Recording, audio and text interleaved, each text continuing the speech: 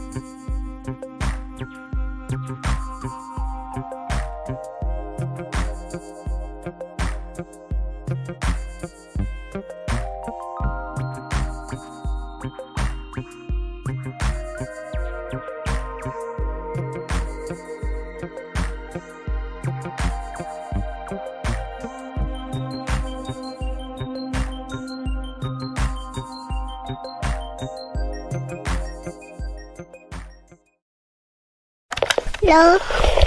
Hello? Hello. What's up, bro? Hey, it's the What's Up Bro podcast.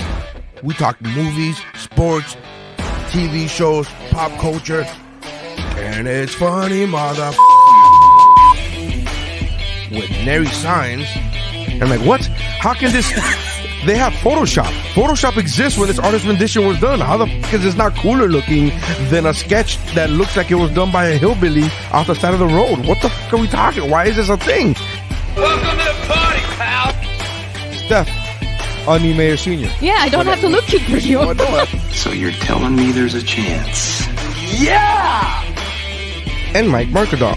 I'm just glad I like vanilla, boring sex like this. I'm glad that the sex I enjoy won't get me killed. That's how winning is done. Hey, I'm Dave Chappelle, and this is What's Up, Bro.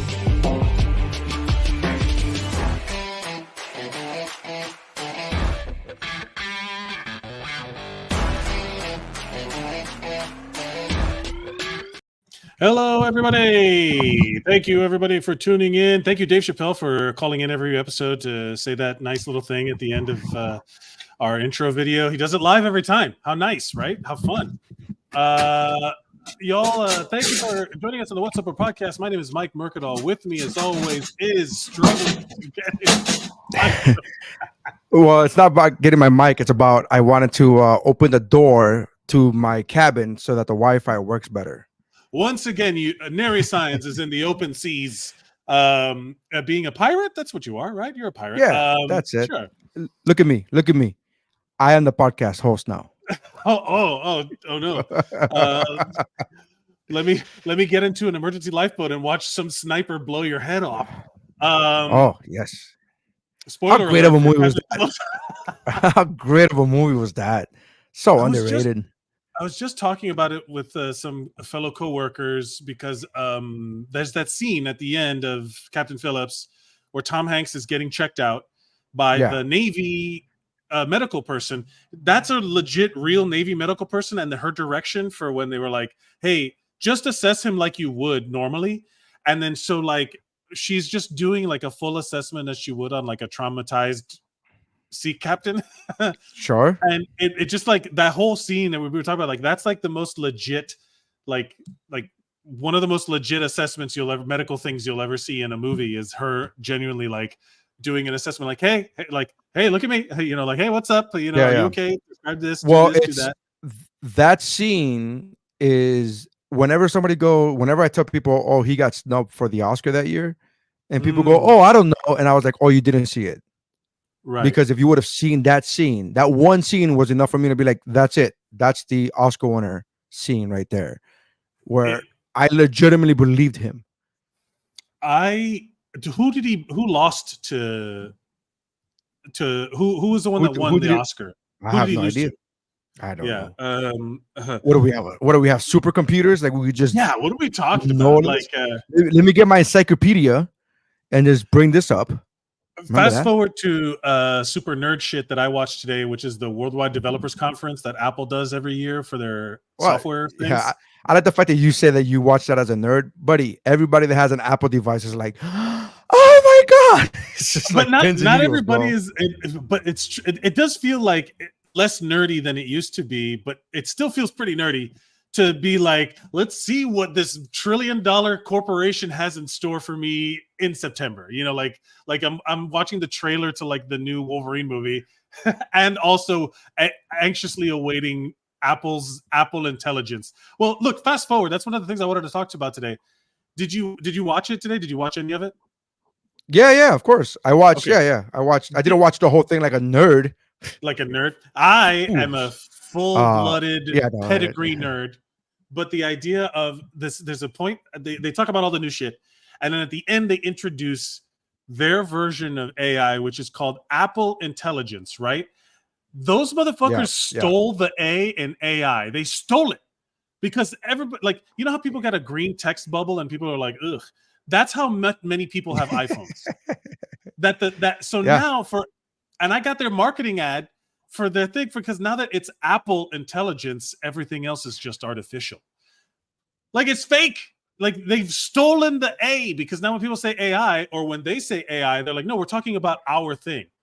Like what a genius move from these fucking Are you calling nerds. Apple people that work at Apple geniuses? Oh, you know, if only they should. They got to hire me to do that again. They could refer to their techs as geniuses, and maybe have like a, I don't know, counter of some, maybe like a bar or something. Like that makes sense. That makes sense. But yeah, everybody anxious, like with bated breath, watching people talk about their new fucking phones. What a couple of dorks are we? I know. Not only that, but it's like we're like, oh my god, do you see? I love this. Is what I do. I love whenever I see a feature that I love, and I go, oh my god, look, we're gonna be able to do this on Apple. Only what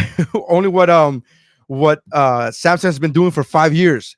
We're not gonna be able to do it on Apple, and I just love beating every Samsung prick to the fucking punch. And they're like, oh yes, he gets everybody. it.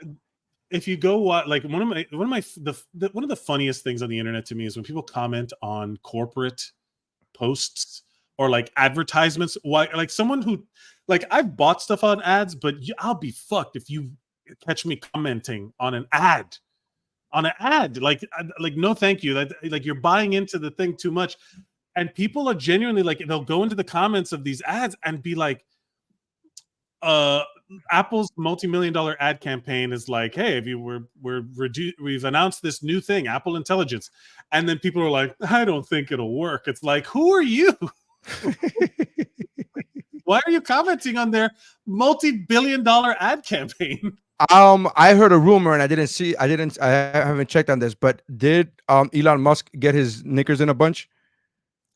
I have not seen. I blocked Elon Musk as part of my block. Oh, that's right. My Yeah, social media you did block say that. situation. You did say that. I did. I blocked Tesla and Elon and all these people, and I think I even blocked Apple. That's why, like, I guess the ads still come through if you block stuff. I blocked all corporate accounts. I don't think it worked for you. You literally. I love the fact that you were like a nerd. I watched the entire thing, and then in the same breath, you're like, I blocked Apple. I absolutely. They're not like, one thing is about going to see someone's content like on YouTube and watching their announcements and stuff like that. One thing is it being fed to me algorithmically. I do not consent. I remove you from my consent, and even then it still pops up in the ads, I guess.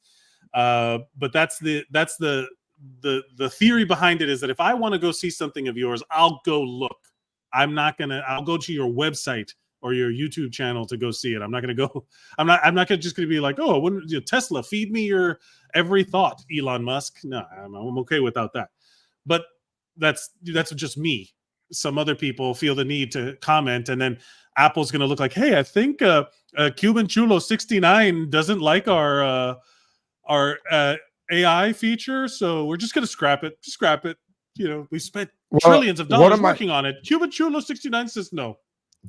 First of all, if Cuban Chulo 69 is not an actual, we should get that. That should be. I mean, that was a bit that I had a long time ago about when I signed up for like online dating, when I had to do a resume as a post, like once I graduated high school, and then you have like an old AOL name, and you're like, oh, I need to get a new email address because Cuban Chulo 69 ain't getting no jobs. Like I need first name dot last name @email.com. So Captain Phillips did not get Captain Phillips got nominated for 6 Academy Awards, but he did not get nominated for that role. The ones who got nominated that year, and I just want to verify, yes, the ones who got nominated that year for acting in a leading role was I forget, I'm really bad at saying his name, and I don't want to disrespect him. From 12 Years a Slave. He was also Chiwetel Ejiofor. Yes, thank you. Yes, it is him. Leonardo DiCaprio for The Wolf of Wall Street. Bruce Dern for Nebraska. Christian Bale for American Hustle, and Matthew McConaughey, who won for Dallas Buyers Club. That's that year. Yeah. I get it. So sure. Whatever. Yeah, sure. Why not? I do like the idea. I do like the. Hold on, I'm getting a double audio. What is happening? I do like the idea that he did not even get nominated for that role. That you think he was. That's like the ultimate snub. That's like the full snub. Yeah, of course. Yeah. It's like it wasn't even an honor to get nominated. He didn't even get nominated. It's like, oh, okay. That's that Jim Carrey. Remember when for Truman Show, Jim Carrey came out because he was nominated for a Golden Globe, but he wasn't nominated for an Oscar, and he's like, everyone, like, oh, I guess it's just an honor to be nominated. He's like, he like froze and he starts crying. That was like, his kind of like middle finger to the Academy about like not being worthy of a nomination for Truman Show.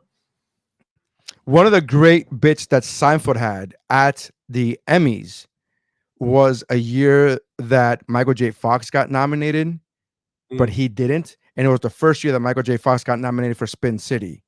Oh, and right. He made the joke of like, there's only so many nominations. I've been nominated a lot. I didn't get nominated for this year, but in order for one person to not get nominated, a new person has to come in. And this year was Michael J. Fox. So Michael J. Fox, and everybody claps for him. And he says, Michael J. Fox plays a junior mayor, and he's like, I don't know, I haven't seen the show, and people were laughing. And then he's like, and then he was like, and I play myself. And he goes, now I will admit, for a lot of this season, I didn't really feel like myself. That's funny. It was funny. Yeah, I was like, oh, he's play like, it's like, how dare anyone give you an acting nomination for you playing as himself Jerry Seinfeld. Like, fuck I you. always say that there's like a lot of times throughout the Academy's history that they've nominated people who are literally playing themselves. Like in, I forget the name of the movie now, and it's gonna be awful, I know. But there's a World War II veteran who had 2 hooks for hands, and he is a real life soldier who comes back home and plays the role of a soldier coming back home from war who lost 2 hands. Okay. I swear to God, I'm not making this up. First of all, the Academy, because he wasn't a trained actor and they just put him in his movie, the Academy, I had before the ceremony, gave him a like participation Oscar, for lack of a better phrase. Like, thank you very much, Oscar. And then he wins the fucking Oscar for Best Supporting Actor. Wow. And I was like, and that's by the way, I don't think he was ever in another movie, if I'm not mistaken. I might fact check, but he didn't. He wasn't like a trained actor, so it was one of those things where I remember watching this movie in a class, in a cinema appreciation class, and I was like, they were like, he won an Oscar. I'm like, he won an Oscar, and he's like, yeah, and they're like, he also was really a soldier who had his limbs blown off, and I was like, wait, but he played a soldier coming home, and he won an Oscar for that? Yeah, like he was just himself on that, and then they're like, yeah, and I was like, cool. It's like we all see this as bullshit, right? Like, like you're suddenly very like, I get it. Yeah, no, he's an admirable figure, and I get that he sacrificed his hands for the spirit of it. But as an actor, come on, I think we can all agree.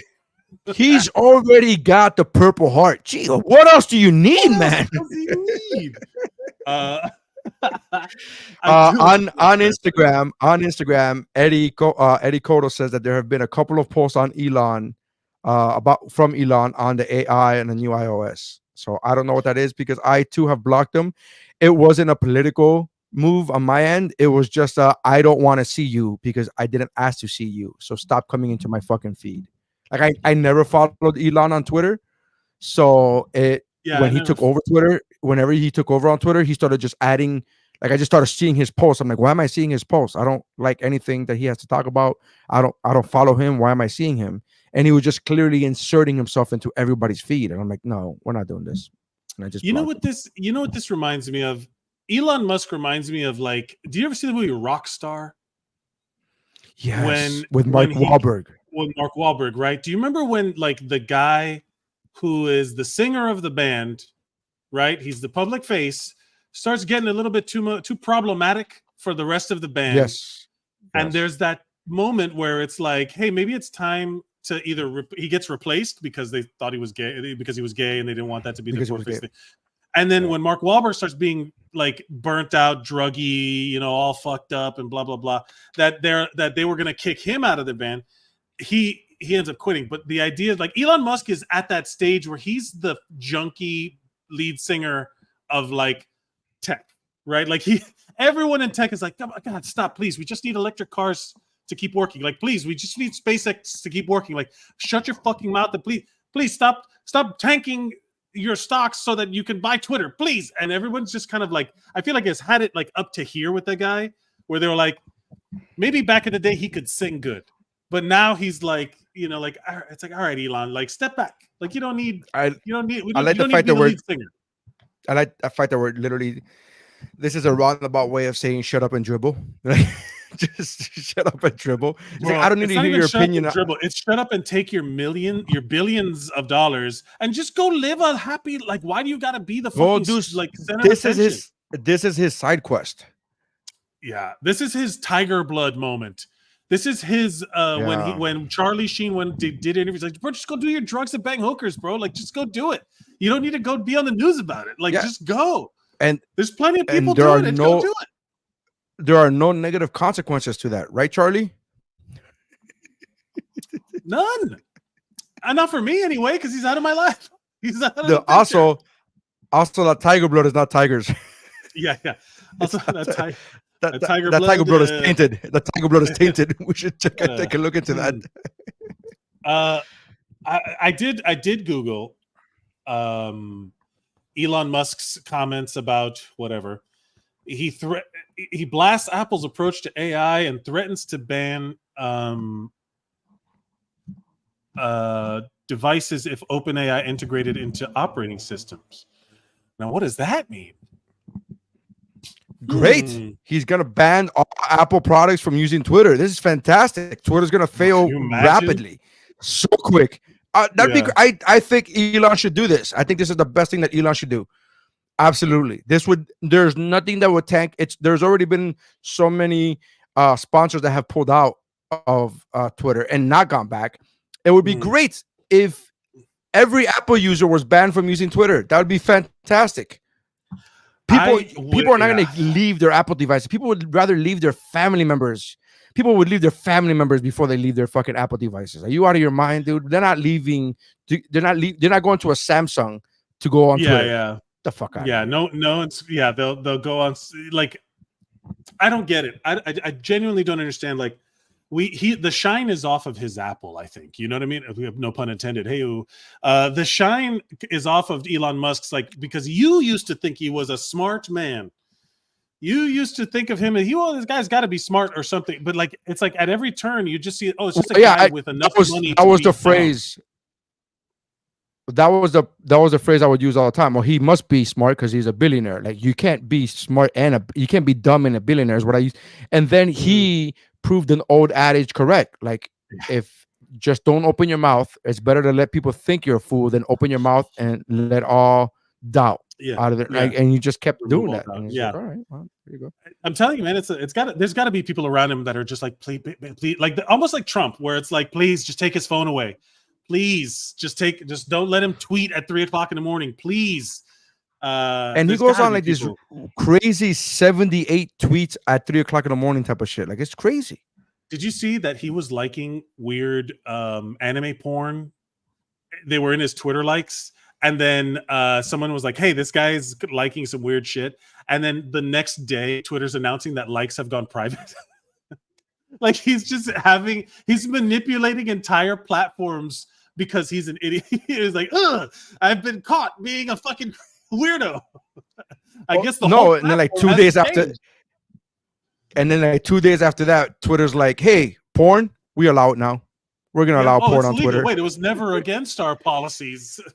Yeah, it was never. Now there's no blurring effect. That's fine. You just watch. Like, he's changed what everything. Is this, Japan? We don't need to worry about this. This is a free country where you can watch all the porn you want, and no one's gonna stop you. Not even my shareholders. I mean, Twitter's always had porn on it. By the way, they just weren't public about it. By FYI, they've both been like, it's fine. You could, just don't tell anybody. Just don't publicize the fact that you have a cock on your profile. Yeah, you're fine. Just pretend you're not. Yeah, just shut the fuck up. Like, that's such the message of all of these things. It's just like, stop broadcast. Shut the fuck up digitally. Shut the fuck up verbally. Shut the fuck up in any written format. Like, just shut the fuck up. And you could go continue to be a fucking apartheid emerald mine heir to the throne, where you've bought companies that made money and made you look smart. Like, just shut up, dude. Anyway, that concludes our Elon Musk chat corner of the episode. We're trending on X now. like we've talked about this before. What if celebrities are trying to tune into our podcast, but because we've blocked them, they can't. I was talking about this on Just Trying to Look Like You with Will Watkins, where we were like, oh no, for my mental health, I blocked all these people. And then what if it was like Kim Kardashian was like one of the listeners who's going to search for, like, I'm going to look up Mike up to see what he's doing. Oh no, he blocked me. How am I going to learn about their podcast? I need to know what's up, bro. That would be great. That would be fantastic if it was. What if, like, what's the, if you could have a celebrity to follow you, who would you want to follow you? Ooh, interesting. I genuinely would like artists to follow me, like people who can create art, because there's nothing better than seeing art of something you said out loud or wrote, and someone took initiative to make it into like another, like, you know how when someone posts like a weird tweet and then someone will animate it? or there's like a weird like a podcast clip, and then someone will do the animation or draw something from it. Sure. In D&D circles, it happens a lot where D&D podcasts where you just like talk about your imaginary friend essentially, and then someone creates it into like a real thing. It's always very cool. So I really right now basically only follow like people I know, comedians I like, So and what's artists. the answer? Who would you want to follow you? Alex Ross. Oh, that's a good one. And that he's like he's like, I'm gonna use you as one of my like you know how he's used like real people as models for his superhero art. Yeah. And it's like, well, guess what, Mike? You're gonna be the new insert superhero Sasquatch. here. Yeah, Sasquatch. Yes, I would be the new Man Thing, the Swamp Thing. But something called it. No takesy backsies. But yeah, like something like that, having art created of me. I feel like because there's something I can't do, right? Like I could write a shitty thing, or I could, say a funny thing that, like I've told a funny joke here and there, but like I can't. I'm not an artist. I don't know how to do that. So like to have someone, I respect that a lot. So I would have like, I don't know, but yeah, I feel like that's a good one because I like that dude's art a lot. Do you have a celebrity you would want? The Rock? Yeah, it's just The Rock. Just The Rock. It's just The Rock. I mean, The Rock or Will Smith. I've met Will Smith and I like the guy on a personal note. I like the guy.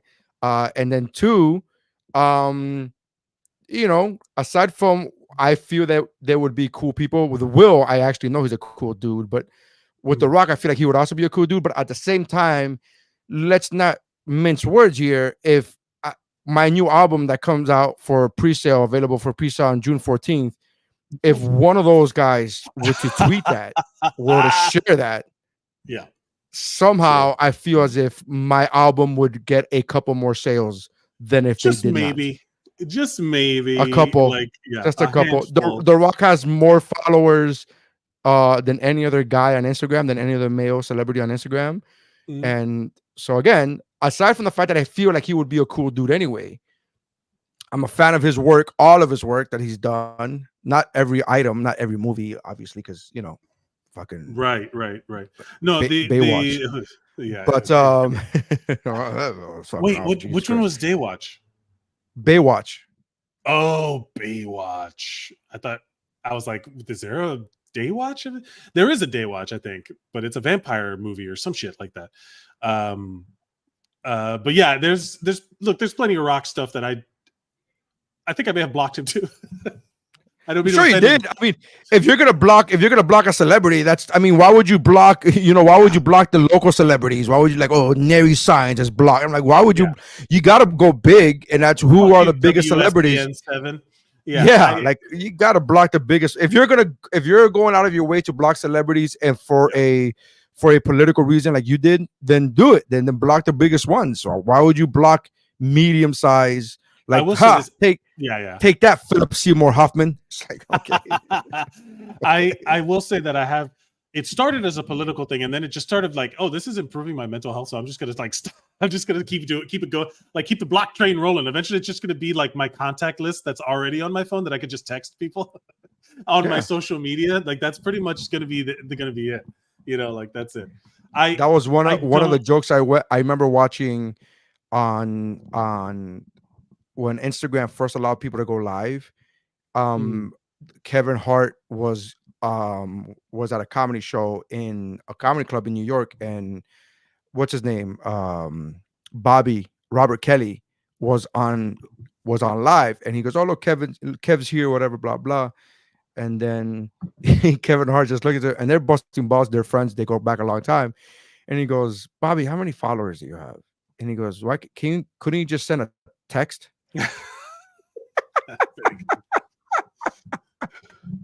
That's fucking great. I do think that there's like that extra like a live component of okay. You mentioned this to talk about the show. Is there anything you've said on stage that you are worried that someone would come up to the stage and punch you? because we were talking about this, but like something that would happen backstage, fucking around, like you say something a little off color. Is there anything that you've ever felt threatened in a comedy club that someone would fucking fight you? In a comedy club, no, but I'm fully aware that things that I say at a comedy club, I wouldn't say in a non-comedy club setting. It goes to what is I talk about all the time, like context matters, right? Yeah. Like, so if I'm on stage and I'm making jokes and I'm like, hey, who paid for this cruise? Oh, your girlfriend's mom paid for this cruise. Does she know you paid to fuck her daughter all week long? Like, that's a hit.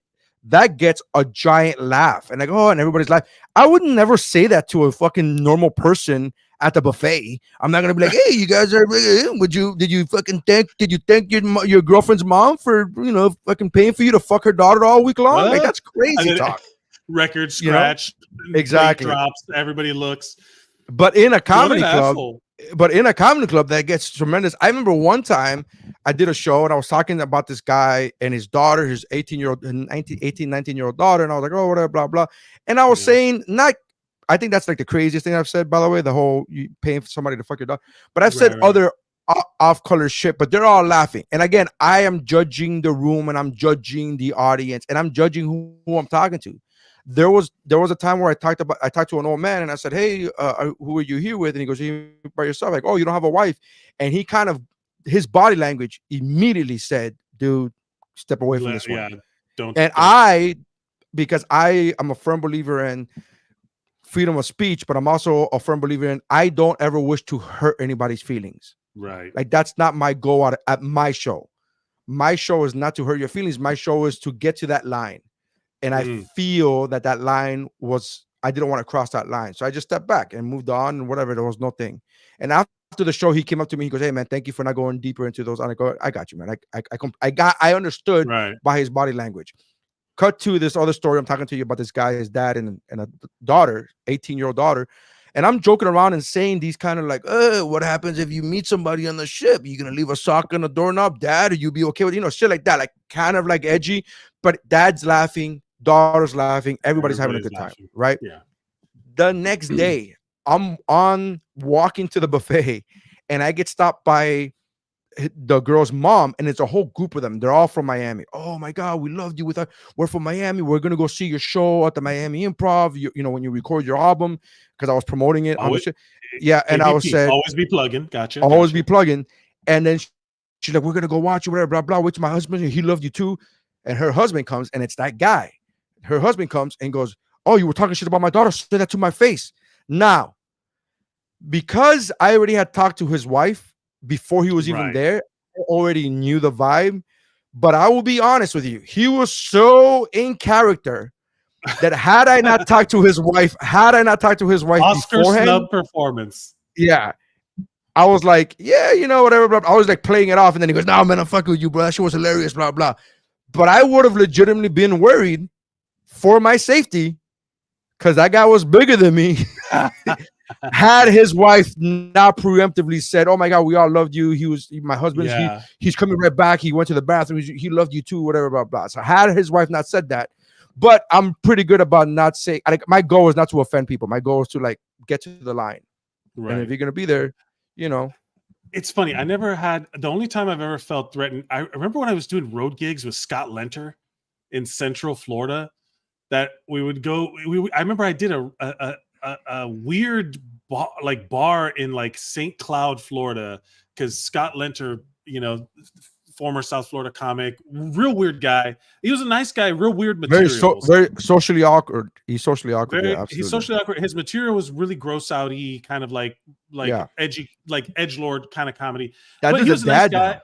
He's a dad. He's got 2 kids, and he loves his kids. Like, he's super. His wife is super nice. His wife knows of another friend of mine. Like, they're lovely people. His material was fucking off, like really gross out shit. Yeah, very off color, real blue. And we would do these random shows, and we did this random show where someone made a KKK reference, and in Central Florida, that is not a joke. That is a legit. There's a strong KKK presence in Central Florida. You know exactly what I'm talking about. Yeah. It was one of those where I like the fact that you go, you know exactly what I'm talking about. Yeah, you're saying it. Yeah, Everything you're saying, I agree with. Yes, I know. I agree, yeah. And I remember I started my set with like a thick ass, like, hello, everybody. My name is Mike Mercadal. I am Cuban from Miami, Florida. And you could see everybody, cowboy hats turned. It was like from the scene from 48 Hours. It was like, I was going to say, scene from 48 Hours. I said, I was like, now that I got, and then I dropped the accent. I was like, okay, now that everybody's paying, because this is a bar gig, right? And I was trying to get everybody's attention. It was just loud in there, and everybody was talking. So I was trying to get everybody's attention. Boy, did I. And then afterwards, it was like, hey, we got to go. Like, hey, we got to leave. And Scott was like, hey, we should probably dip out of here. Because they were people who were not playing around. They were not lighthearted about their clan membership. And that's the thing. I didn't get actually physically threatened. It was just like one of those things where the vibe was. You thought the vibe, right? Yes, potentially dangerous. So this is what happens. Okay. This is what I was saying. Like, that's not a comedy club. That's people went to a bar to have a drink, and a comedy show interrupted their drinking.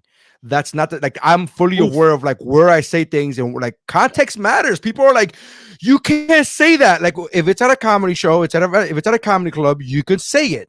Is it funny? No, let them die on stage of non-laughter. That's their death. But like that story that you just told is like, dude, there were some white dudes drinking at a bar, and some fucking comics started interrupting their night of drinking. Like that's not the same thing. It was I fully I am a villain in their eyes, no matter what. But in that moment, that there was like there was like real boy energy, like get out of here, boy. Like there was like a lot of that energy in that room. The only time in a comedy club at the Miami Improv, I did get yelled at by a it was by a lady. I used to have the bit usually. It was by a lady. I had a bit about when girls set up their guy friends with a girl, they do it in their own weight class, like they're boxing. That's funny. That was like the premise of the bit. I gave a bunch of examples, et cetera, et cetera. And afterwards, a lady in my own weight class got very upset. And I love the fact that this is always people who are telling on themselves. This is just people who are telling on themselves. It's always like, you know, that joke is offensive to fat women. It's like you're just now you're telling on yourself, because I didn't even say, I said weight class, and you automatically assume that I was talking about big women. I said first of all, the joke is actually positive because it's about like being 15, this big at 15 years old, and having to dance with someone's giant cousin, and then like and like digging it, like it's fine. Like I felt like I love the fact that you're like, first of all, this is positive. Giant cousin, giant cousin. Like it's not. You tell me so.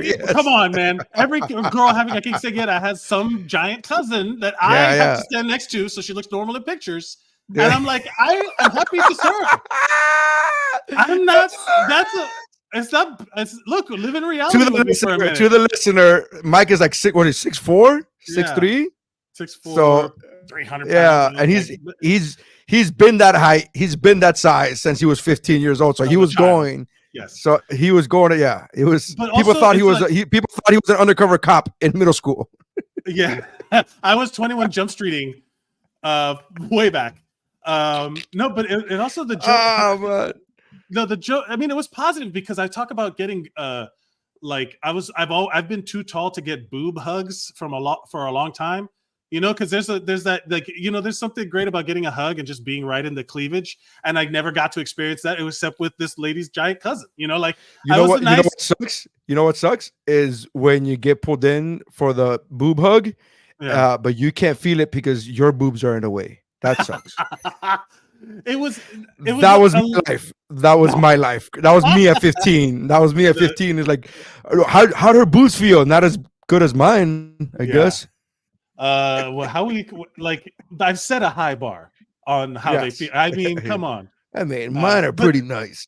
But that was so it ends up like me being kind of also self-deprecating, like, you know, just like making fun of my size and also that idea of like it was like the gateway to a bunch of other jokes. Sure, You know, like it was sure. I get you. And it was kind of a throwaway thing. And then and it was like early in my set, I was doing the hosting spot. And then at the end of the show, that means this lady she held on to that shit for an hour and a half, bro. She had must have been an hour and a half. She did 30 minutes of the feature and an hour of the headliner. She held on to that fucking like I gotta talk to him about this. I'm gonna have to say some words. And it was well to me, I was like, oh hey, yeah. Did I ever tell you the story? Did I ever what's up, shorty? That did give me uppies? Did I ever tell you the story of Cinco de Mayo? I think year 2 of me doing stand-up, year 3 maybe. I'm at the old. I'm not even gonna mention the name of the club, but so it's Cinco de Mayo, and Kevin James's brother, who is Gary Valentine. Yeah. So Gary Valentine is hosting. I'm sorry, headlining. I'm hosting, and during my set, it's Cinco de Mayo. It's pretty empty in there because it's a party town and people don't really go to a comedy show on Cinco de Mayo, right? So it's pretty empty. But then, like towards the end of my set, like a group of like 20 people walk in all at one time. I'm like, oh man, you guys are late, man. You guys are super Hispanic, whatever, blah blah. We all start laughing, joking, but they're when people first sit down, they're chatty to begin with. Miami audiences are chatty to begin with, and then they're late to the show. So then now they got to be chatty because they're gonna be ordering shit. But I do an extra 5 minutes of my time because I don't want to bring the feature up to which is Al Jackson, by the way. And I didn't want to bring the feature up to like a brand new like 20, like it was half the room, bro. So I finally 5 minutes go by. I let them try, I think what enough time to order their shit, order their drinks at least. And I bring up Al Jackson, right? Al does his set, and then can you hear that by the way? Vaguely, but not that much. There's a child in the hallway crying, and I thought it was hilarious. Anyways, so Al Jackson comes out. Your house is haunted with children crying children. Al Jackson comes off stage, brings up Gary Valentine. Gary Valentine does maybe 10 minutes, and in those 10 minutes, he tells the audience, "Hey, can you guys quiet down back there because you guys are being loud?" And they take offense to it. Blah blah blah. So now I walk into the showroom. I'm at the side of the stage, and I see them. They say, "Oh, you're being offensive to me." And then he was like, "I'm being offensive to you." He's like, "You're the one disrupting the show for everybody else, dude." He's like, "You're coming in late." He throws a chair at Gary. Oh yes, he throws a chair. The story, yes. So he throws the chair at Gary Valentine. Gary Valentine's like, "What the hell?" Then another audience member, the dude in the front, stands up, super jacked up dude, stands up and starts yelling at the guy. His wife is holding him back. Gary exits the stage, goes into the green room. I jump on stage. I'm holding the guy back. Right, the guy, the audience member who's trying to bring peace or whatever, and I'm like, "Hey man, just chill, whatever, blah blah." The manager's already calling the cops; they're already on their way or whatever. His whole family's holding him back physically from jumping onto the stage. That guy gets dragged off the stage. I'm now trying to buy time to see what happens. Still trying to work. The show must go on. The whole group leaves. Right, is thrown out. The cops get there. I'm now making jokes about "Hey man, not for nothing, but when I was holding you back, bro, you work out, bro. Is that whatever?" So I was making these jokes. I was like, "Oh wow, this guy's you're super buff, bro." And I'm like, "Good for you. You're a lucky woman." I'm making all of these jokes, right? We find out later, Gary goes back on stage, and Gary had gone through the green room to the kitchen and gotten a knife and just sat there in the kitchen with a knife because the guy threw a chair at him. He was like, didn't know what to do. It's a weapon, yeah. 15 minutes pass by. The whole group had left. The cops are now dealing with them outside. Gary goes back in and finishes his set. I'm outside and I see the guy trying to run away from the cops. The cops throw him down to the floor. He gets up again. I see the cop with that billy club thing, with that extender rod thing, go at him and hit him like 3 or 4 times. And the dude gets up. And they finally have 3 cops on him. They bring him down and and I'm watching this all from maybe 50 feet away, but I'm just watching the whole thing. They're with like a sandwich. Yeah. And this is when I was a lot younger, so I hadn't gone blind yet. Like I didn't even need glasses back then. My eyesight was still good. Shit. And I'm watching this whole thing, and they like empty his pockets out. His whole family screaming at the cops, whatever. They empty his pockets out, and he has like a bag of fucking coke, like a bag of course coke. He does. Oh, it's Miami and it's Cinco de Mayo, baby. Baby. It's crazy. It's crazy. That's the closest, but I didn't get close to getting hit. Somebody else did. Yeah, for the listeners and for people watching, the reason we're talking about this is because there was another story of somebody in Spain. It was in Madrid. I was reading the article in España. Somebody got a comedian got attacked on stage. I have the video. Hold on. But yeah. But so let's just I just kind of want to watch the video, I guess. Because the backstory is less. Is the sound going to be up? Huh? Can you hear it? Yeah.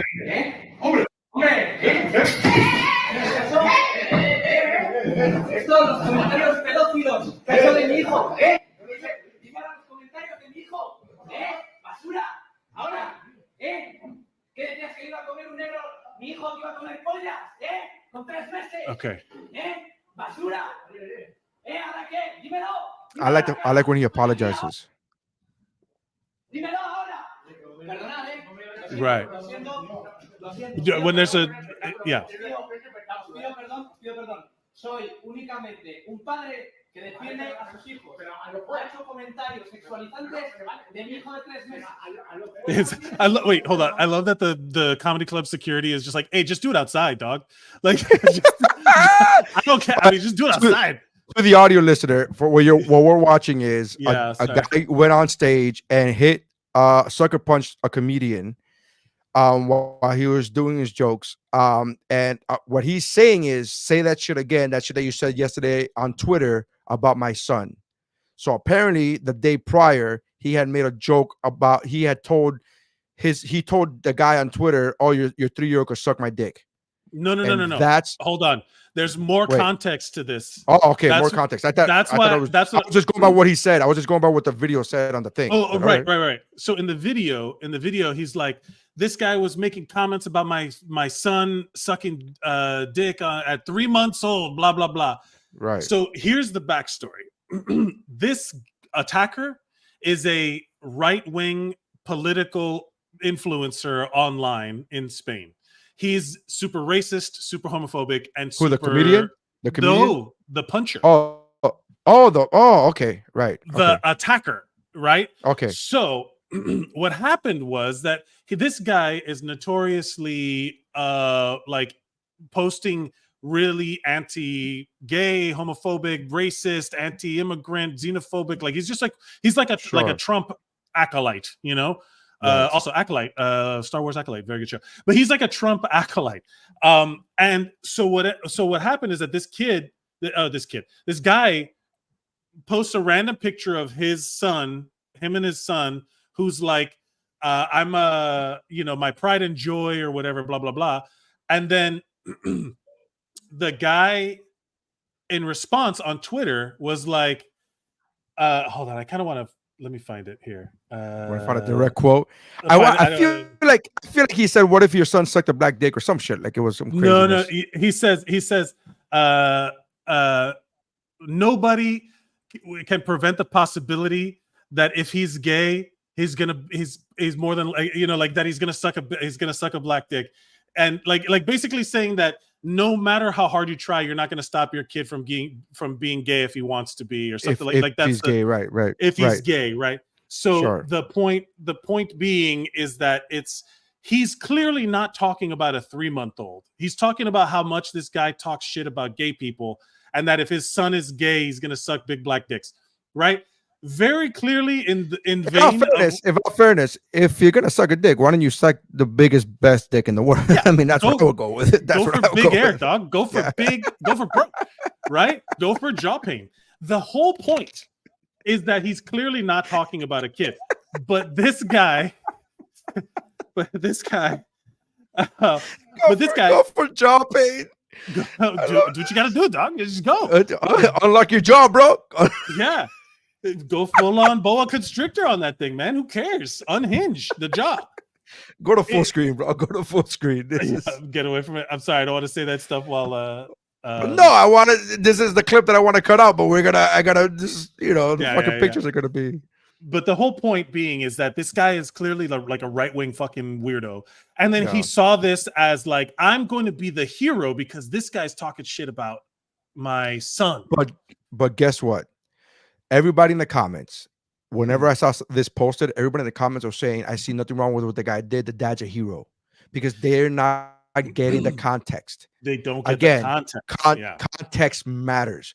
All they're seeing is he made pedophilia jokes about his son. It's like, that's not what he did. That's not what he said. That's not what he did. Right. And again, it's also but people are commenting. Like, I went through a whole thread one time where it was like reading the comments and they were like, hero, not all heroes wear capes. And I'm like, this guy's not a hero. He's a racist fucking homophobic piece of shit. He's not a hero. He's not a hero. And then for you to go up on stage and fucking sucker punch him, how about you say, hey, me and you after the show, we're going to fight. Genuine. Here's the thing. On stage is also like where he knew he would get the most attention, right? Like, you think that's what it was? Bro, this is all a stunt, dog. It's all a stunt. All right. I don't put it past him. I just think that he's gonna hit him on stage because this is where he's not gonna be able to defend himself. He's gonna. But you're right. I mean, I'm not saying you're wrong. You could be right. I didn't think that, but you're right. That's where he's gonna get the most attention. It worked. There's a fucking WuBro's talking about him. WuBro's talking about him. So he clearly got the smoke. He got all the smoke. He brought all that smoke. He unhinged that jaw. The whole point of he sucked that big black cock of social media influence. That's the thing about the weirdo right winger people is that it really is just like it's just the most attention seeking behavior you can think of, where they make fun of like people with purple hair. Oh, this lady with purple hair and these they shoving their gayness into your faces or whatever, in our faces or whatever. And it's also like, but aren't you guys the ones with all the flags and the decals on your cars and stuff? Like, and the don't tread on me, and the snake and the I don't understand. I'm a lion amongst the sheep or whatever the fucking Bible verse on the back of your teeth. Like, relax, dude. We get it. It's where we talk. It's where we talk about. It's the hypocrisy of it all. But anyway, this guy punches somebody on stage. Everybody's making the joke of like, oh, Will Smith is to blame for this, right? That's what everybody's making the joke because we're saying that. But I mean, stuff like that's been happening all the time. You could pull up videos that's been going on forever of comedians being attacked on stage, and it's happened forever. Chris Rock wasn't the first one. There was a video of a guitar comic. Did you ever see that video of the guitar comic? Oh yeah, that he smashes the guitar. If you pull up that video, my favorite part of the video is when that guy, the guitar comic, tries to get everybody in the audience with him. Right? Am I right, guys? And the whole audience was like, "Get the fuck out of here! You went too far." Yeah, like what? Like, it was a big deal. Yeah. Let me see. Shout out to Eddie. On Instagram, on our Instagram live, Eddie, Amy's on. I saw Amy on, joined us. Thank you, Amy. Yeah. We've been kind of caught up on our own stuff here, but it's there's lots of people in the chat. If you think I like to hear what the average person who's not a comedian, who's not performed on stage, thinks that like, was it a show warranted to get attention? Was it warranted? Was it something that you believe he's in the right to go attack a guy on stage? Comment and let us know. Are we, because both of us are entertainers, we're comedians, so I don't know. I don't think Eddie says it's a stunt. He believes it's a stunt.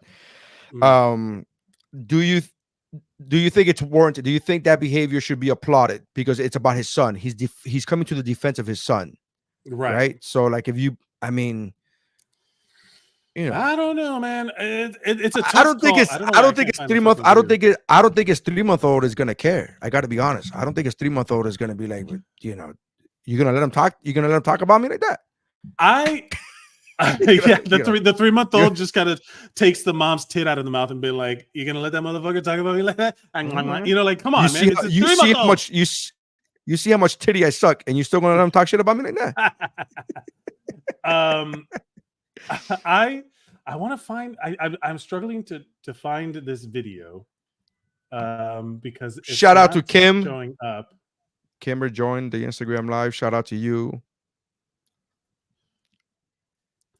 I can't find the video. I don't know why it's not loading. Really? Guitar comic hits on stage. Hits. YouTube isn't loading for me. I don't know why YouTube is all right. not. Well, it's listen, buddy. If anybody could understand technical issues, this guy right here. It's this guy right here, bro. Yeah. Eddie dude. says, dude, a 3-month-old fetus gets rubbed by a penis while in the womb. Oh, Jesus Christ! Oh my God! Damn! Wow. Man, Instagram comments are different than the other ones. Wow. I should probably read these comments before talking before I say what they said. Oh my God. That was my bad. Jesus, Eddie. Eddie thinks that we're in a private chat. Eddie thinks that we're in a private chat, and he's like, "Hey, man, it's like WhatsApp." I'm like, "No, this isn't WhatsApp. Everybody can see your comments." These are public. Porcupine Jason. Oh, welcome back. Thank you for joining us again. I wouldn't frame it as warranted. I'd frame it as ineffective to attack a comedian on stage. Interesting. If he was genuinely upset at the comedian, I would believe you, because the comedian isn't going to be like, it's not going to have the result on the comedian. In fact, the comedian now has a thing that they can post on their website, on every media. They're going to do a press tour on it. They're getting just as much as attention as the guy. So maybe it's a stunt by the comedian. Who is it? A cahoots situation? Is it a? Are we in cahoots? Ooh. Get your tinfoil Dude, hats. Jim Jeffries has a story like that. That somebody at the Laugh Factory in England, in London, went up and punched him, and the club was like, "Please don't sue us." And he says, "I'll sue if you give me the copy of the tape. Like, that's my tape." And like that got him, he says, real big in England before he came to America. That's like the thing that people knew him for, is he's the comedian that he was, talked so much shit that somebody came on stage. And he told me the story. He goes, "Dude, I talked to the guy afterwards. He goes, I wasn't even going hard. I wasn't even talking to him when he came up to me and hit me." Right. He was on a first date, and he had got so trashed because he was so nervous about the first date that he thought the first date was going bad. And then Jim made a joke about the girl. And then like 10 minutes later, he was like, "I got to do something." And he stood up and hit Jim. Yeah, I gotta. Yeah. Words as I have to white knight this situation. And Porcupine Jason, yes, I fully agree. He just looks bad attacking the comedian. Yeah, exactly. He's not gonna. I don't know if he looks bad, because he did say, "I'm sorry." He did say, "I'm sorry." He pounded his chest with his hand. He said, "I'm so sorry." He apologized to the audience, which is hilarious to me. That to me is very funny, because I was able to get the. I laughed at that, by the way. I literally laughed when he said, "Disculpa, I'm so sorry." I'm like, "What? Don't apologize to the audience." Yeah. Oh yeah, this is the part. Talk about trying to get the audience on your side. Yes. Put the volume up. What a nice guitar too. Kenny, man, what's your name? Asshole. Boy, you ain't shitting, but yeah, I'll tell you, if you guys don't shut the fuck up, about 200 people are gonna beat the living shit out of you. I ain't kidding. Now, good response or bad? Can just take you out No, here so fast. so far good. You out in the parking lot going, huh? He's good so far. He's golden. I know. It's the okay state. I seen your license plate. Oklahoma's okay. It's like, might not be Nirvana, man, but by God, it's okay. I don't know, if you're in Oklahoma, so you Oklahomanian. I guess if you were gay, you'd be in Oklahoma. Kind of like this guy. But you don't. No, really, don't mess with me, because I don't come down to the bus station and slap the dick out of your mouth when you're working, do I? Classic. Hockey. Classic. Get on up here, motherfucker. Right. I love how the audience is like, okay. Okay. So the crowd was with him. The crowd was with him. Now, to the audio listener, the guitar comic, he literally took his guitar off and he's "Come up here, motherfucker," and then held it like a baseball bat. Yeah. Right? Elbow up and everything. And you're like, okay. The audience was with him. Was like, woo! Oh shit! Because nobody in their right mind thought he was really gonna swing that shit. Right. And then he swung that shit. And this is what you hear. I'm sorry, man. The guy fucking came at me. What do you think, folks?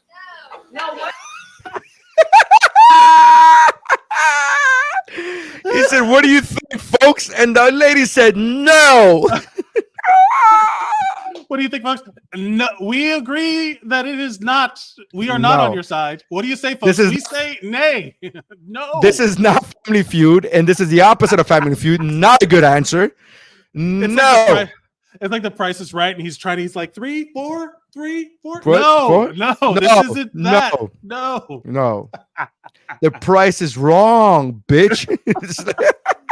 I do love that he tries to put the guitar back on. Like, of course, with the whole back taken out. Okay, show. Yeah, show's over. Of course it is.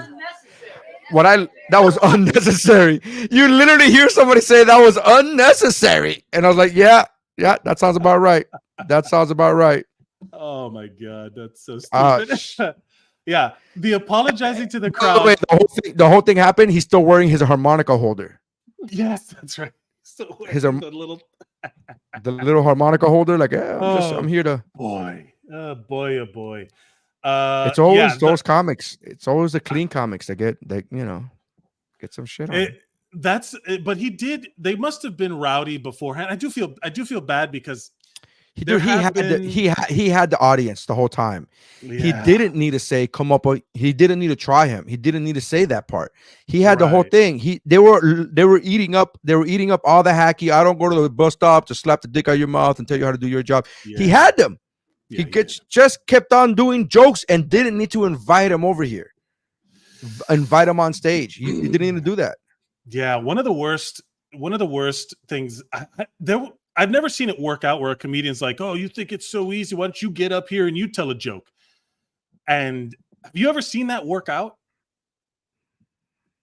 Like, I've never seen that in real life, to be honest. No, I've never seen that in person. But wouldn't it be great if like one of us were sitting in the audience and they're like, "Hey, you think it's easy? Why don't you come up and do it?" And then we go up there and we fucking kill it. Fucking crush, dude. Like we fucking crush. You ever seen how girls try to set you up with someone in your own weight class, like you're boxing, and everybody was like, "Bah!" And the guy's like, "No, this isn't how it's supposed to go. This isn't." And I'll get up there and I'm like, "Is this how you hold it? How do you hold this microphone? Is this how you hold it? Is this how you do it?" And then be like, I don't know, cupcakes. Let's talk about this. I've never said this before. Just fucking demolish. It's the most rehearsed bit. And we've all been invited to a quinceañera, right, folks? We've all been there. It's a job. It's not a broker. It's just keep batting them in, and then it's like, and then after like 2 or 3 jokes, be like, "Hey, this isn't so bad. This isn't so difficult. Why are you having such a hard time?" Yeah, why are you doing so bad at this? This is so easy. Hey, everybody, have a great time, right? This is wonderful. You go. You continue your show. It's fine. You're fine. Yeah. In real life, I'm trying to think of in real life, it's always some drunk that we were doing a show in like some bar, because in New York there's a lot of bar gigs. There's not, clubs are few and far between. So you do a lot of these shows at random bars where you are interrupting people's drinking with your comedy. Like a surprise comedy show is like the fucking worst. And there was a time where like a couple other comics and I had to like grab somebody off the stage and like carry him out because he had gotten up there and was like trying to like wrangle the mic out of somebody's hand. And we were like, "What are you doing?" And then we just kind of grabbed him and carried him out. And he was fucking wasted. But like, it's hard to imagine that like, telling someone to come up here, like, "Come on, motherfucker," like, isn't going to aggravate a drunk, like, okay, this makes perfect sense. Let's start, I don't know. I've never seen a good, like, response to the heckler, like the violent heckler. Yeah, it's never, again, that's why I said the guitar guy, he didn't need to do any of that. He had him. It was fine. Yeah, he did have. I think he's just like an angry dude, and he's just like, no. I did research on it. It gets sadder. He was a vet, and he had PTSD. He had undiagnosed PTSD, and it's a whole thing. And yeah, he had a lot of anger issues. He talked about that afterwards. Yeah, Right? I did a deep dive one time. It's just Well, I just you like talking gotta about the funny show, the funny clip. I just like talking about the funny fucking clip. You know, it is such a no! an obvious turn.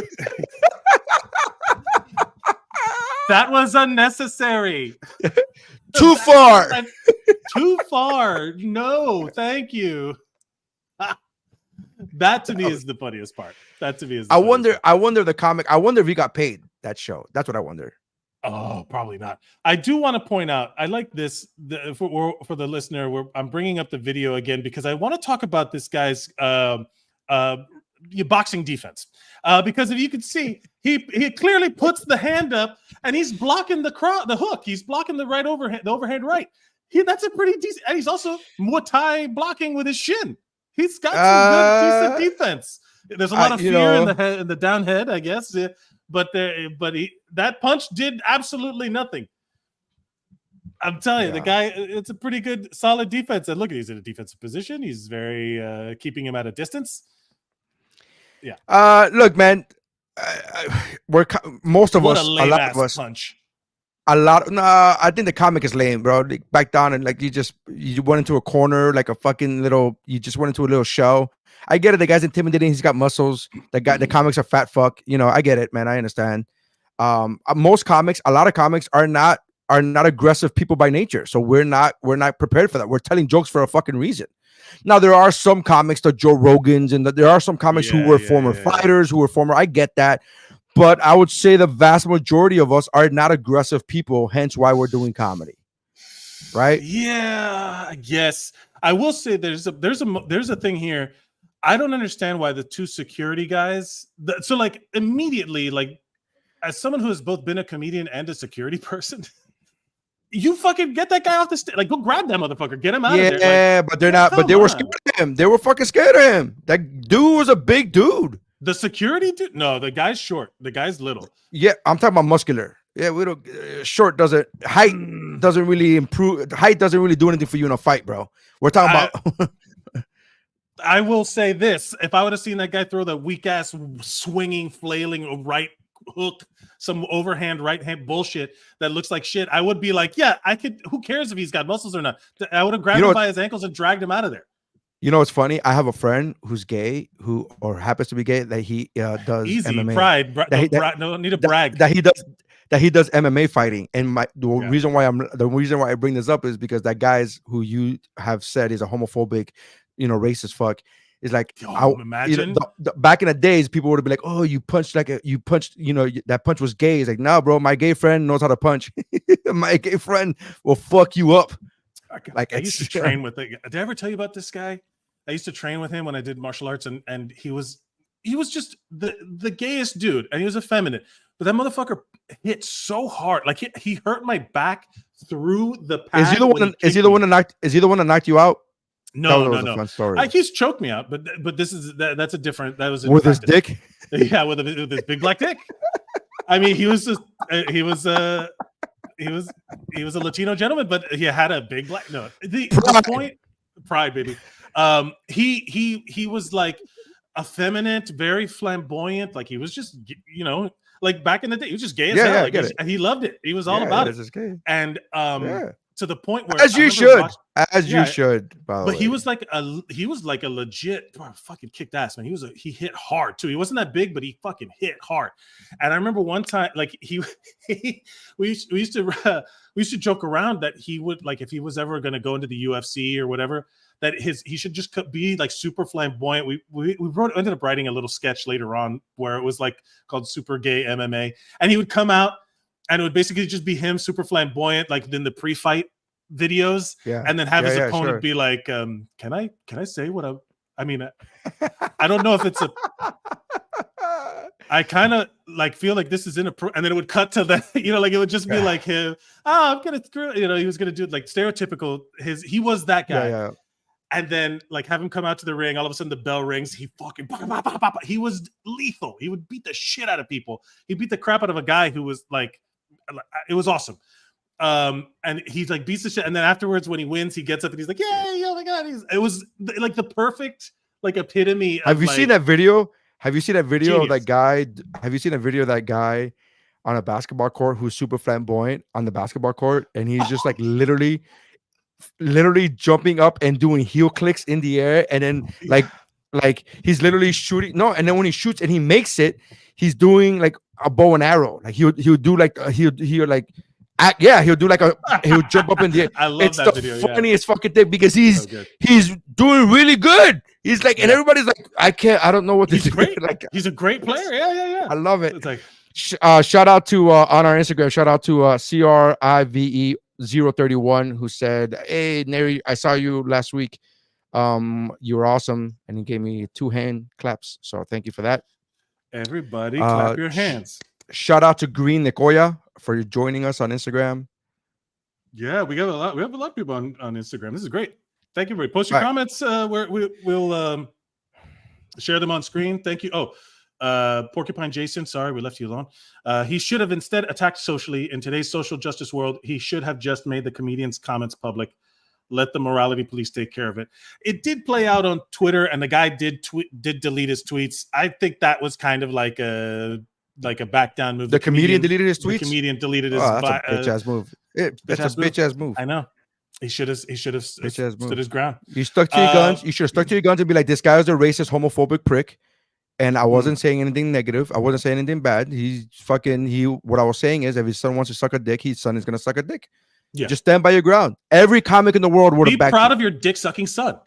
Every comic in the world would have backed a comedian. Yeah. It's like, yeah. Every comic. I get it. I don't know how Spain is, the social dynamic, the social landscape of Spain, but it's with but also like it's landscape. The landscape. Yeah, sure. The theta. Anyway, it is funny to see that every once in a while some of these videos pop up. Like there was one of that girl Ariel Elias. You saw that some guy threw a full beer at her head on stage and missed, and then she picks up the beer and chugs it on stage. Like that's one of my favorites. Super badass. Speaking of which, that concert was dope because that happened. But here's a question I heard: if you could go back in time to any concert or any sporting event, front row seats. So any concert or sporting event, who would you go see? What event would you go see? Nery, what a spontaneous question. What off the top of your head, spur of the moment thought. I could have just stopped the show and be like, let's move on to our next topic. But I worked transitions. Hard left turn. What a surprise. I don't know. I think because sporting event changes it a little bit, because it would be great to be like at the 72 Dolphins, like to watch the Dolphins go undefeated, like as a big Dolphins fan. Now, I don't know if then it would have been the same, like if it would have back then the game wasn't even that big a deal. I think he could have been. I think he could have worked the game. I think he could. Just like, hey, can I sell peanuts or whatever? Can I long snap? Like, yeah, sure, come on. I imagine it would have been very cool to see that sort of thing, but a concert to me feels like a better thing. Like an interesting answer would be like Woodstock, to say that, to be at the original Woodstock for 3 days. No, that seems not like a good time. They looked like they stunk. They looked like they were smelly. I'm sure they did, but they were also too high to know that they stunk. Everybody in the chat, please feel free to comment your answers. Which to reiterate the question for people on Instagram just joining us, if you could have front row seats to any concert and or sporting event, which one would you get? What would you pick? What game, what concert, if you could have front row seats to any concert, past or present? It doesn't have to be past or today, present, right. Ever in the history of history. I think it would be concert. I think to see, it would have to be something that would be impossible to recreate now. I think it's something like. Can I give my suggestion? What I think you would enjoy? And I don't think front row is the right answer. I think the best seat in the house. The front row is not always like the best experience of the show. Sure. Possible. What was your answer for me? I think your answer. I think you would enjoy Live Aid and watching Queen. Yeah. do I their literally thing. so there are two answers. That one, Live Aid to see Queen, just the Queen part, or Just the Queen maybe part. even Nobody needs or to be maybe there for 17 hours, bro. We don't got to be there for 17 hours. Just fucking show us the I don't 20 care about minutes. hunger and that Queen much. is up there. Yeah. But Did you see seeing Rat? Queen and Live Aid, yeah. David Geffen. It's either that or maybe one of their like Queen in their prime would have been cool. But for me, maybe Led Zeppelin, like peak Led Zeppelin. It's hard to pinpoint one of their shows, but like Led Zeppelin at their peak would also be tough to say no to. I said Woodstock at the beginning just because of the sheer volume of people you could have seen perform live in one place. But Live Aid is also kind of like that. So I don't know. It would have to be something that is like one of those monumental impact. Queen or Led Zeppelin would be my answer, I think. I think I would choose Stevie B, the Super 1989. I saw him live. The Super Bowl. I did. I saw him live. I would choose the Super Bowl that Janet Jackson's titty came out. If I could sit front row. Not for the sporting event, for the concert at halftime. Just for the concert at the halftime. Because then I'm double dipping. I get to see a Super Bowl who I don't even remember who played, but I got to say I was at a Super Bowl, and I was front row to see Janet Jackson's, wardrobe malfunction, quote unquote. Ooh, there's somebody in the chat. Eddie, you said his name was? Any MJ championship game. Michael Jackson played in so many championship games. But that I actually I had the honor of seeing Jordan play in his 4-5 days in the Miami Arena when he at a Heat game. So it was like I still have a piece of that, but the championship games, that must have been hype as fuck. Yeah. The three-peat, the three-peat championship must have been insane. I love Jordan my whole life, except that I was always a Heat fan. So whenever they played the Heat, I would not have been cheering for Jordan. Like I love Jordan for Jordan, but whenever he played against the Heat, which would have been the only way I would have seen him, I would not have rooted for Jordan. But it would have been cool to see that.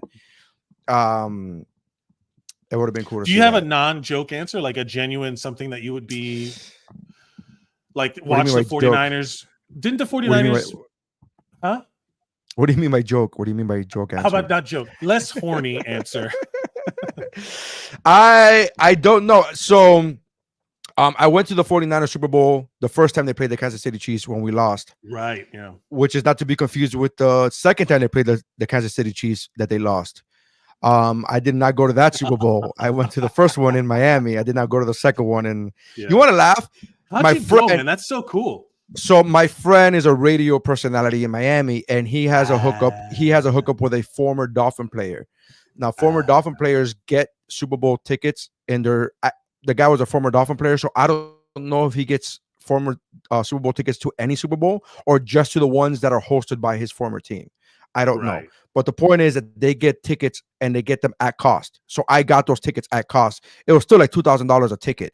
Sure. And I went with my other friend who's a 49er fan, and I asked my wife, who, by the way, we have never had an extra $2,000 laying around. But lying around. But my wife was like, I told my wife, I go, yeah, they're offering me tickets, but I can't take it because it's $2,000 and we don't have that kind of money to throw on tickets. And she goes, Nery, she goes, babe, this is never gonna happen again. This is like once in a lifetime. Just fucking like, do hey, it. Fuck you, man. Hey, the 49ers got a shot next year too.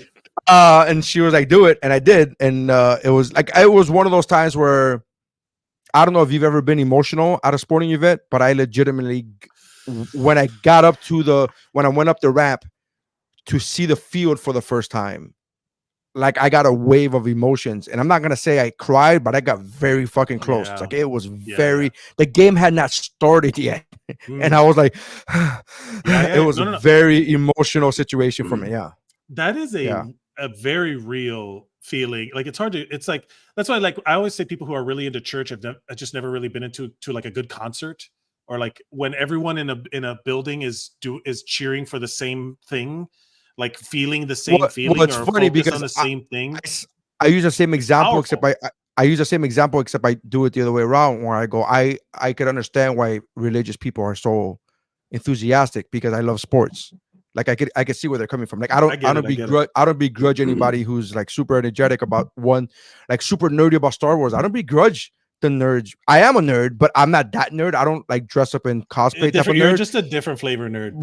Right. So, but I don't begrudge anybody. Like I don't begrudge anybody who dresses up and paints their face with their favorite team colors. And I don't begrudge anybody who's like, I'm super religious and I love the Lord and I felt the spirit of the Lord. Hey man, you felt an energy. Yeah. You felt that. That's cool, man. That's up to you. Yeah. That's, you know, as long as you don't hurt anybody, as long as you're not going up to into the parking lot and like, oh, you don't like my team, I'm gonna beat you up. Like, as long as you don't do that shit. Oh my god, you know, yeah. As long as you, I too feel religious spirituality when I hear Duel of the Fates come on at the end of Phantom Menace. Like, I mean, come on, what are you gonna do? That's so powerful. That moment, I moved. You know what I experienced in movie theaters 4 times in a weekend, opening weekend, and all 4 times was fucking magical. Was Rogue One. When fucking Vader's lightsaber comes on and fucking that was a powerful fucking scene, dude. You know what I do, and this is, I don't know how sad this is, but I go back and I you know, like with the state of all the nerd stuff being so like kind of toxic these days, if you read anything about it or you like it's hard to just enjoy the thing. And if you go like deep dive a little bit, you start to get like, you read just horrible opinions and stuff. I go back and I watch the Infinity War and Endgame. So good. With audience reaction on YouTube. Have you ever seen those audience reaction clips? Not the Infinity War. It's got to be the Endgame, right? You got both. But the Endgame. So the moment where spoiler alert, Captain America picks up Mjolnir, still to this day gives me goosebumps. Still to this day, like it's just so. You and I watched that together. We watched it together. You and I watched that together, and I remember, I was like, oh my, I was like holding you. I was like, oh my god, hold my hand. Yeah, it was like it, because you could see it, you could feel it about to happen, even though we had never seen it before, even though we didn't know it was gonna happen. When Mjolnir moved, when it moved a little bit, we knew it was gonna happen, and that was bonkers. Like that was just a moment.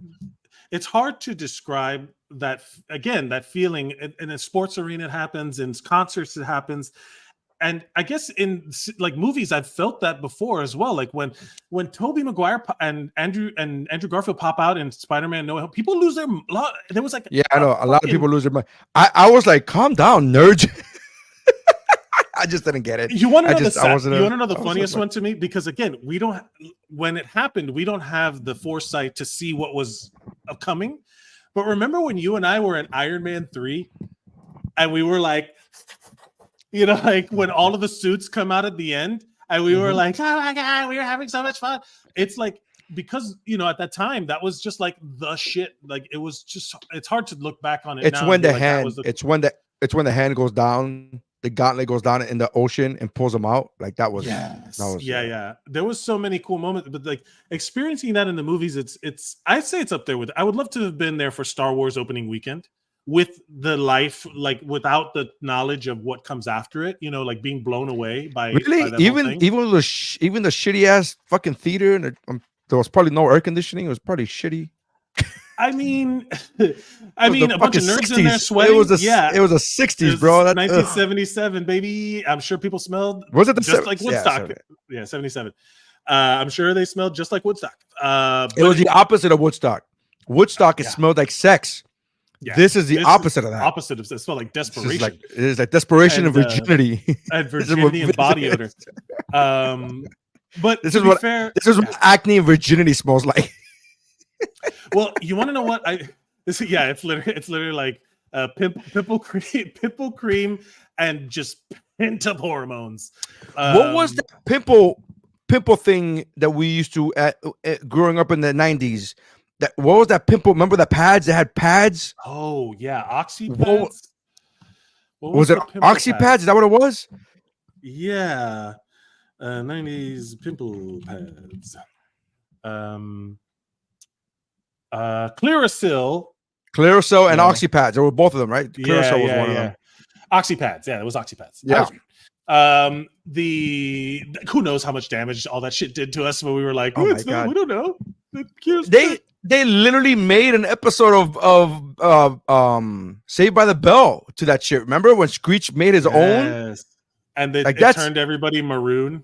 Yes, and it was like that's basically what that thing was doing to our skin. You dummy, you were drying out your skin. They were literally putting alcohol pads on our skin and be like, "This is good for pimples because it dries it out." It's like that's not good for pimples. I struggle to like. I've been struggling a lot. Like when there's a lot of like nostalgia stuff that's been. I was watching like I mentioned it jokingly earlier, but Star Wars Acolyte. There's a lot of like. I am not a fan of fans anymore. Of like people commenting about this, but like when you go, but I am a fan of people who are discovering things that I am a fan of, that I have been a fan of, like people who are discovering things now of the 90s. I love being like this guide of like, let me tell you a tale of when it was the original, Clearasil, whatever. Don't preach to me the old ways, you witch. I was there when they were written.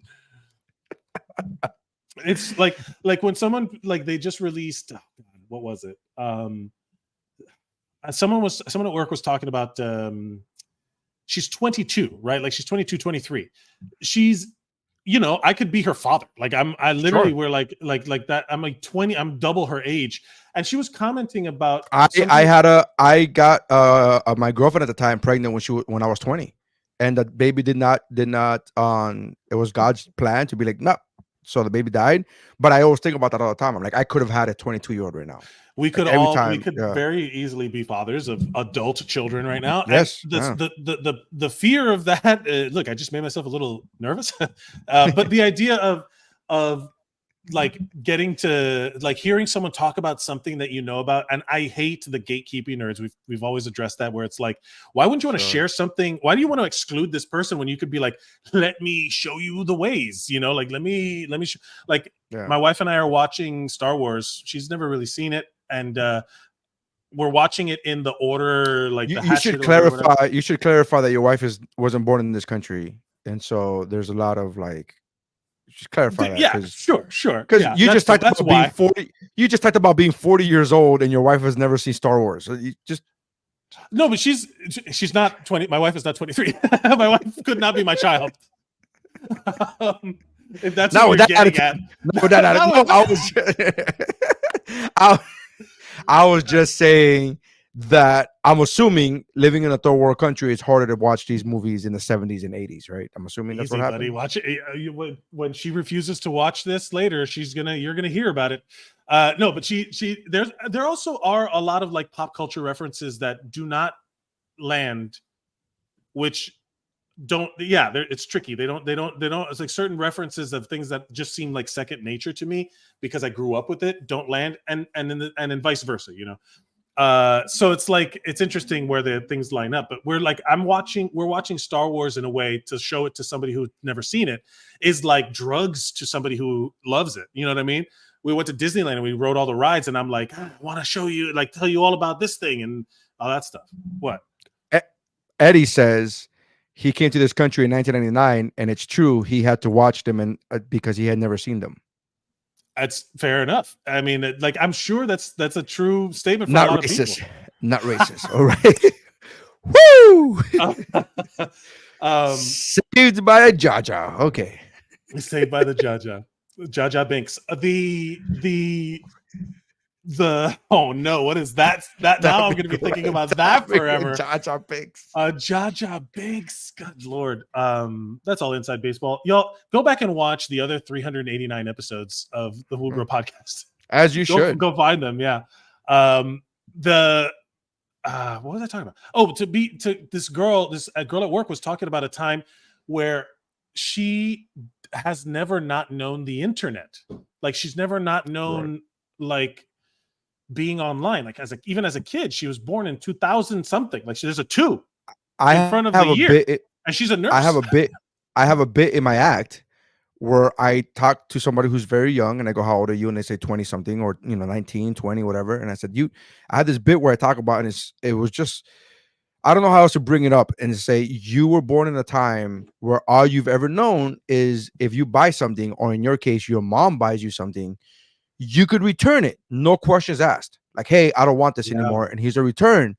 And they always look at me very confused and they nod their head. They're like, yeah, what else is there? And I'm like, no, you don't understand. You don't understand. And I have to explain to them that there was a time where if you wanted to return something, not only did you need to have the receipt, but you also had to have a good story. You needed a reason. You needed a reason, a story, and then you needed to perform that story. Yeah. You needed to make it believable because even with the receipt, even with the receipt, the person working customer service, who was usually minimum wage, would have the power to even tell adults, no. And the adults would just be like, well, we tried. There's nothing else we can do. Like, there is nothing. And these kids look at me like, I'm like, do you understand that? And the joke becomes, that was my first acting job. That when I went for my first audition, I auditioned for this TV show called Burn Notice. And the casting agent was like, have you done any acting? And I said, yes. She goes, what have you done? And I said, I've returned shit to Circuit City. That's what I've done. And so then I do this whole joke, and then people laugh, and then I go, you don't even know what Circuit City is. And these young 20-year-olds don't even know what Circuit City is, bro. They don't. Yeah, no. When I was talking to someone, there's because there's somebody my age, and we were talking about how you used to have to run during the commercial break. You wanted a commercial to come so you could run and go pee. Yeah. Or run, you know what I mean? Like it's like, I gotta buy that. And then literally without fail, someone in their 20s will say, why didn't you pause it? Yeah. And it's like, it didn't exist. Like there was no way to do it. You could not pause. And if you missed something, you just missed it. It's interesting to have transitioned through all of that. I forgot why I brought it up, but it was basically like talking to a young person and getting to show them the story of like the before times of like, let me tell you about the golden era where you could just leave the house and no one knew where you were. Did I tell you this story? There's another story I tell on stage, but it's a true story. Did I ever tell you this story? I showed this past Christmas, I was showing my kids the Santa Claus series, right? And my kids at that time were 12 and 9. They had just turned 12 and 9. And when the reindeers landed on the roof, they laughed out loud and then talking to each other, not even talking to me. They weren't even making fun of me. They're talking to each other. They're like, oh my God, that looks so fake. And then my son, who's 9, turned to my 12-year-old daughter and said, I'm sure in the olden days, that was like the best technology that they had. I'm sure that in the olden days. And I was like looking at them and I was like, the olden days? No, it's not the olden days. This is when I was a kid. And I was like, I'm from the olden days. So I'm from the olden days. And I talk about this in my act. And I was like, the weird thing is that they're like, oh, it looks so fake. The reindeers don't even look real. And I'm like, that's what you think is fake? That's the part that you think is fake? You know I could ruin your childhood. You know I could ruin your childhood right now, right? You know I have the power to just ruin your childhood right now. Yeah. Keep talking shit about my childhood. Keep talking shit about my childhood. Yeah. See what happens. That's the new. I saw a T-shirt and I want to get it so bad. It says, "Be patient with me. I'm from the 1900s," and I'm like, "Yep. Be patient with me. I'm from a previous century." I mean, look, we could talk about that all day, but then the in terms of going back in time, going to getting tickets to something, movies are not out of the question. Going to see the opening weekend of a movie only if I could be of that era, like if that makes sense. Like I wish I could be in the 70s experiencing a Led Zeppelin show, not knowing what happens to them or the music that comes after it, where like that's it, that's the peak, that's the most current modern music is Led Zeppelin right now, or maybe even I don't know, something more recent, but I can't that feels like the answer for me. But it's also like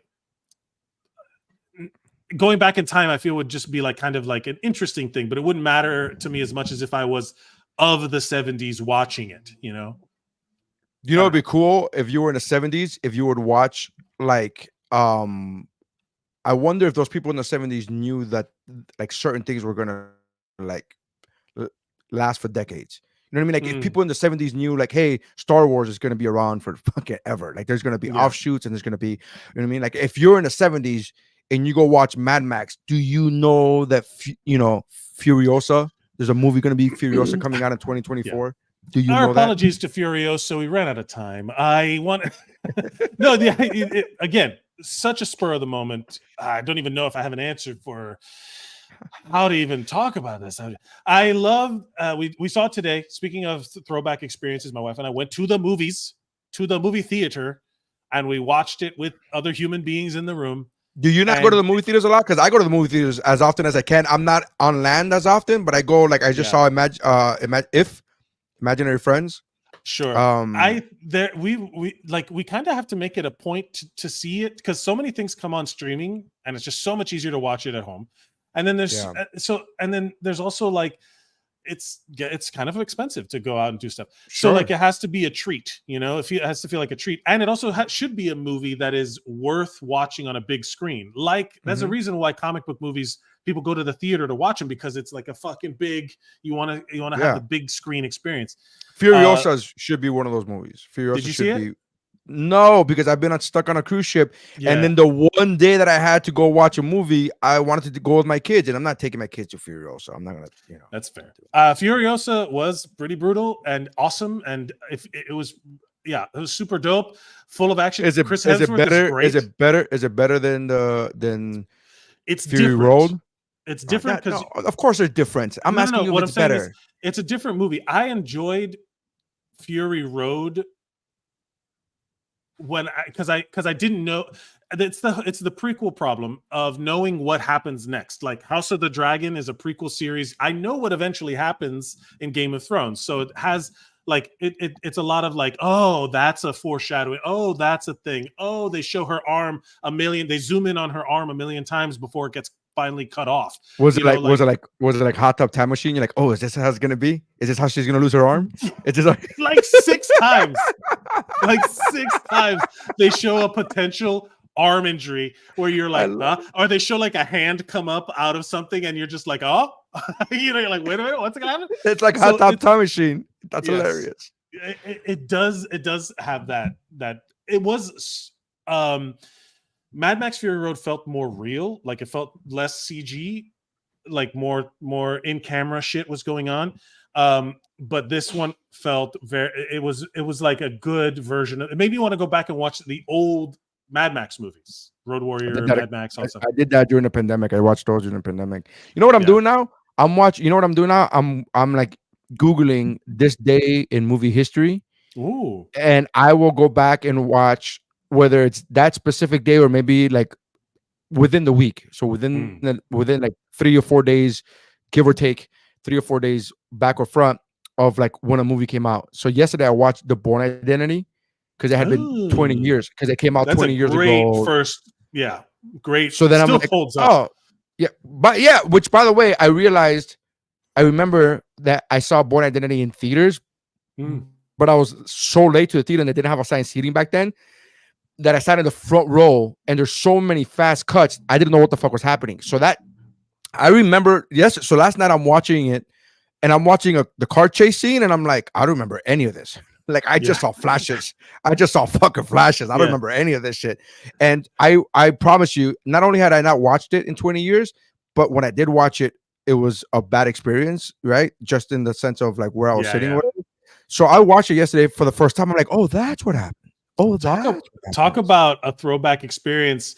Remember waiting in line to get into a movie theater and then saving seats with your friends and having to like call them over and be like, hey, I'm over here. And then if you're like throwing jackets on chairs so that other people don't sit. There's an actual like, episode. Get your jacket out of here.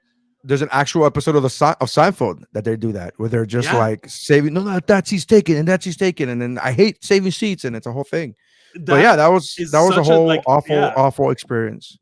And then when there was like crowd or going to the movies and not knowing what you were going to see when you got there and just seeing what was available because stuff sells out and you have no idea.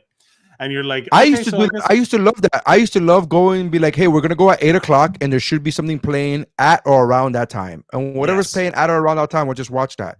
And I was fine. I still do that. I would still do that now if it wasn't for kids. I would still do that now and be like, we're just going to go. Let's just go watch. Let's go to the theater and just. I love going to movies though. I legitimately love going to movie theater. I try to go as often as possible. If we lived in the same town, that is stuff that we would do together. Because I literally to this day, I've threatened my wife with it that we're going to go to a movie all day. We're going to go there at noon, and we're not going to leave there till midnight. And we're just going to watch like 6 movies. We're just going to be there all fucking night. It's hard in our age now, man. Because if I go to a movie at noon or at 1, there's a good chance I'm gonna fall asleep, man. There's a good and it's not because of the movie. It's not because of the movie. It's just because I'm at the age now where there's a nap time. I got There's to a pee next every time. 3 minutes. I get it. It's a whole thing, man. It's a But I love process. I love going to the movies. I legitimately love going to the movies. I've seen a few Yeah. movies in movie theaters this year that are really worthy of like, oh, I'm so glad. Did you see the Ungentlemanly? Yeah, I watched it. I forget. I did see it. The Ministry of Ungentlemanly Warfare. Yeah. It was fun. It was good. It was a fun movie. It was a fun fun. movie. That's all I care. When it started, it felt very Inglourious Bastards, and then it kind of became like Guy Ritchie. It kind of became like James Bondy, but not really. It was like throwback retro spy movie. It was. I liked it. It was fine. It was good. I enjoyed my time. It was fun. It was a fun movie, man. Not good or bad. I'm removing myself from the good or bad comment. I had fun or I didn't. I had fun watching that movie. Yeah, it was a good time. It wasn't as good as Roadhouse, but it was fine. It was good. Roadhouse. We're Outhouse. I'm looking at what's available to watch in the theaters, and that's always kind of been my as of late struggle, where like I don't want to see if I'm sure it's great. That's not really for me to go see in the theater. I'm sure the Garfield movie is great. If you will cry at If. Oh my God, Jesus Christ. Yeah. Shout out to John Krasinski, my boy John Your Krasinski. friend. Yeah, he follows you, right? Yeah, of course. That movie was what a writer. I mean, the same guy really? who wrote it's that good. The same guy who wrote Quiet Place wrote this. Like, Jesus, man. Yeah. Not for children, by the way. Not for children. About children. It's not with for children. I mean, it goes deep on such a deep level. It talks about trauma and the reason why children need imaginary friends. So it goes so exactly, and then you're like, okay. So I'll say this: loss. It's a big deal. Well, I'm going to make it a point to go to movies more, just because I do enjoy that experience, and we'll whatever. You know what was really fun? Fall Guy. I wish I would have been able to see that one in theaters, man. That was such a fun movie. That was super fun. It was so like I want to say like it knew what it was and leaned into it so fucking hard that it was like I respect that movie so much. It was so fun.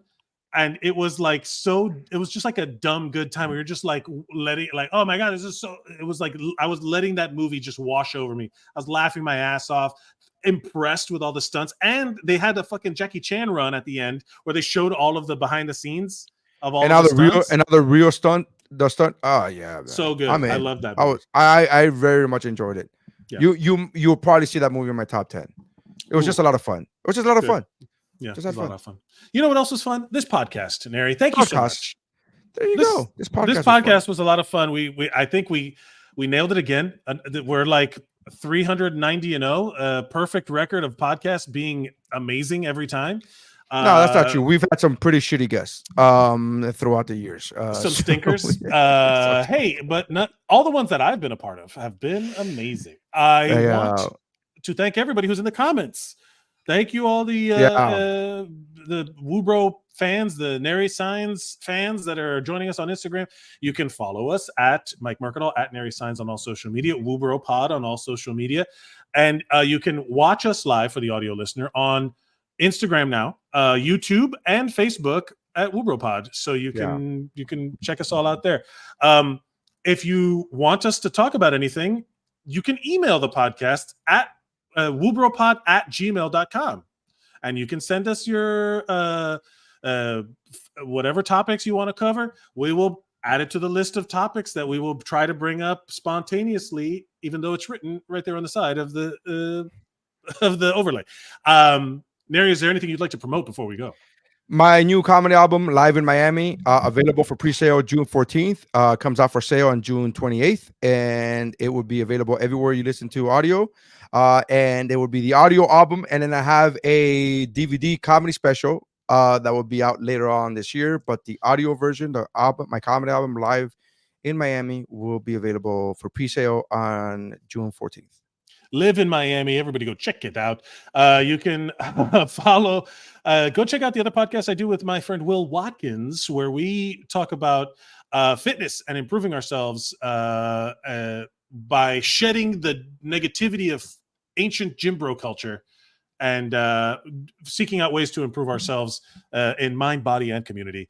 And you can go check it out follow me, and it'll take you to it. Zeros on Heroes. We've rebranded.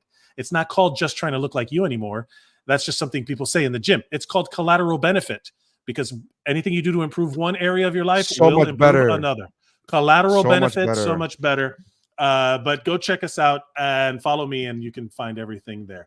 Hey, again, Nery, thank you so much from the high seas, reporting live. Thank you, everybody, for watching. And remember, that's how winning is.